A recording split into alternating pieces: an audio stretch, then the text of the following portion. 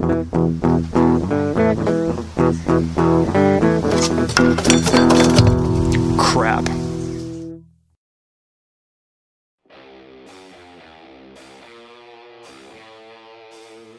Hello out there, gearheads in YouTube land.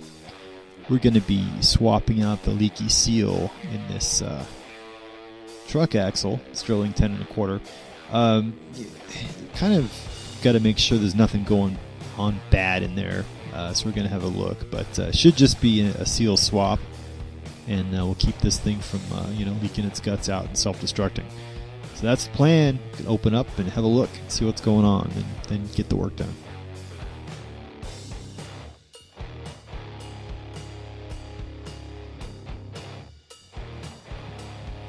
Alright, we're in here with my differential opened up. This is the Sterling 10.25 on F250 light duty.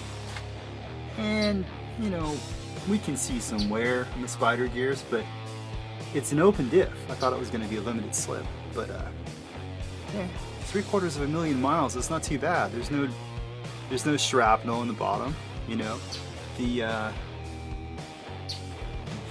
ring gear teeth look pretty darn good. Yeah, there's some wear, but it's not a big deal. So what I've got here, I've got my Harbor Freight dial indicator with the little magnetic stand. You probably get these for, for the stand and the dial indicator, probably 20 bucks for both of them. But it's accurate enough for what we want. So what I'm going to do, I've got it set up on one of the ring gear teeth here. I'm going to try and rotate it. Okay, so I went back the wrong way. Probably moved the pinion a little bit. Okay, so we're off. We're off by a little bit. I can't touch it, so it's -1. So I bring this forward, measure the backlash. It's about 12. Remember, we're off by 1 now because I pushed it the wrong way. So it's 13 thousandths of an inch backlash. I'll probably push that a little bit more. It's not really going to go. What you want to do is move your ring gear back and forth without moving the pinion, without moving the drive shaft. And I don't have anything holding it down. I'm just fairly certain I'm doing it right. So we have 13 thousandths of movement. The spec that I found on the internet, right, so it has to be true, is anywhere between 8 thousandths and 15 thousandths, and the preferred setting for rebuilding the differential is actually 12 thousandths, and we're right at 13. So we have 1,000th of an inch slop after 272,000 miles on this thing. It's not too bad. So I'm going to go in and change my pinion seal on the other side here, and hopefully button this up and call it a done deal. There's a possibility the pinion flange has worn a groove, but there's ways around that without replacing it. So we'll cross that bridge if and when we come to it.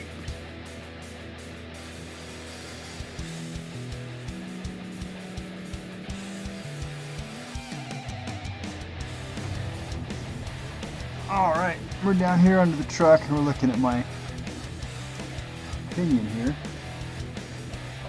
Got the flange out.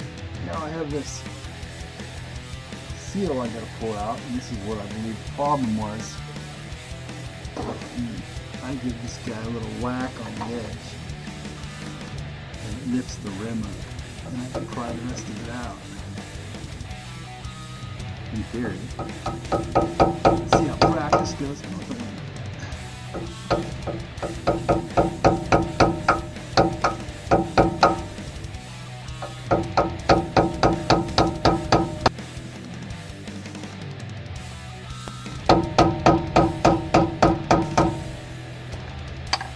And I think we have traction. There we go.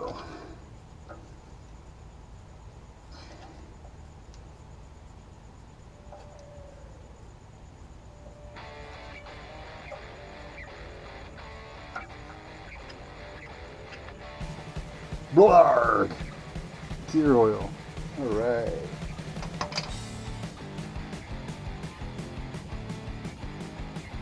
That's pretty cool. I've never gotten a, where are we? Viewfinder. I've never gotten a seal to come off that nice before. Good stuff. And now, to try turning the camera off with greasy fingers.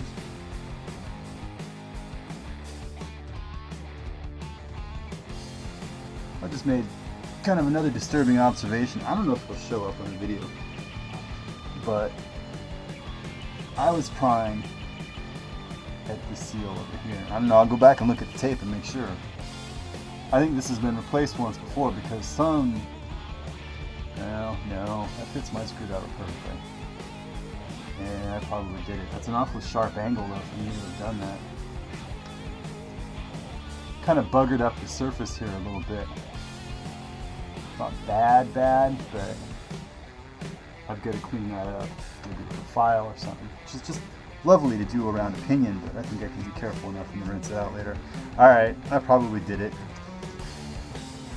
Let me just do this for the sake of reference. That angle, about, let's say that's 630, 645. See if I'll see if I was pounding on it at that angle.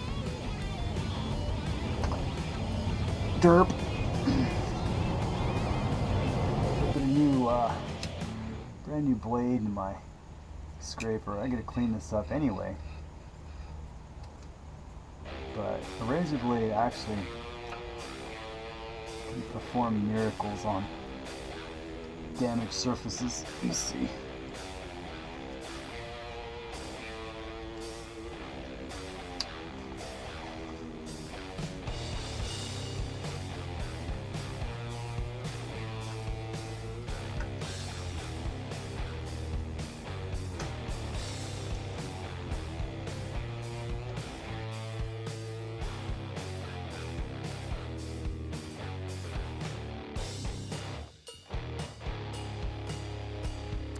Alright, here we have the pinion seal out of the pickup. And the rubber, the material is just hardened. It's just plain worn out. So I think it was just time for this thing to fail, and it did, and it doesn't indicate any kind of other difficulty with the differential. So it's been replaced and it's not leaking. So we're done worrying about it, and then put that part in the trash. Be done with it. Alright, here is my pinion flange. You can see where my drive shaft yoke goes. And this is the seal surface. You can see kind of a visual indentation, but you really can't tell there's an actual indentation. This is where the seal rides. But I think it's alright. I'll put it back. It's got this kind of dust cover on it. Got my seal in without any more drama. It's kind of, hard to get under there. You keep going with the camera, you get kind of moving on working, and you don't want to stop and film. That's the downside of not having a film crew. But yeah, got the seal in. Gonna put some a little bit of oil on the outside of this, a little bit of RTV on the inside of this, pound it on after I line it up with the marks that I made that are, thank goodness, still there, and then bust out the impact wrench and start gunning this thing down, pounding it as I go, and then it gets 105 foot-pounds. Oh wait, no, 150 foot-pounds. Jeez. Man, rocket science.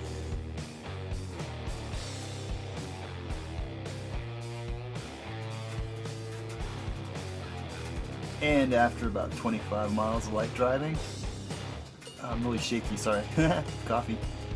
You can see on that very light RTV, the seal's holding. It's looking out good. Hopefully it stays that way.